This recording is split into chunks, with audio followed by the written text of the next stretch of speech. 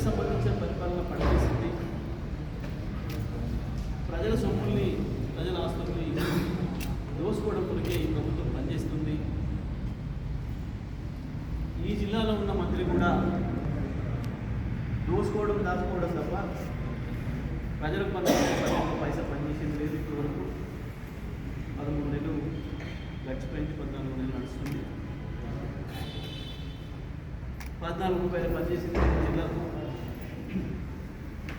ఒకనాడు కనపడుతుంది.